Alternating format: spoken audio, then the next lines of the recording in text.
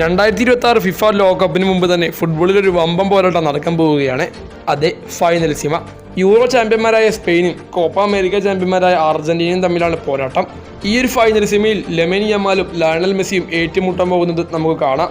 എന്നാൽ ഇപ്പോൾ വരുന്ന ചോദ്യം എന്താണെന്ന് വെച്ചാൽ, എന്നായിരിക്കും ഫൈനലിസിമ നടക്കാൻ പോകുന്നത്? ഫൈനലിസിമ കാണാൻ വേണ്ടി ആരാധകർ കാത്തിരിക്കുകയാണ്. എന്നാൽ ഫൈനലിസിമ 2026 നടക്കും എന്നാണ് ഇപ്പോൾ റിപ്പോർട്ടുകൾ വരുന്ന ലോകകപ്പിന് മുമ്പേ മത്സരം നടത്താനാണ് ശ്രമം. അതെ, 2026 മാർച്ചിലോ അല്ലെങ്കിൽ ഏപ്രിലോ ആയിരിക്കും മത്സരം നടക്കുക എന്നാണ് റിപ്പോർട്ടുകൾ വരുന്നത്.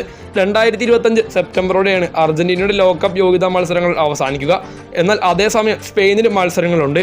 അതുകൊണ്ടാണ് ഫൈനലിസിമ 2026 മാറ്റിവെച്ചത്. എന്നാൽ ഇതിൻ്റെ തീരുമാനമെടുക്കുന്നത് ഫിഫയാണ്. ആ ഒരു അന്തിമ തീരുമാനം ഇതുവരെയും ഫിഫ എടുത്തിട്ടില്ല. എന്നാൽ 2026 ആ ഒരു ഫൈനലിസിമ നടക്കുകയാണെങ്കിൽ ആരായിരിക്കും വിജയിക്കുക? അർജന്റീനയോ അതോ സ്പെയിനോ? കമൻറ്റ് ചെയ്യുക.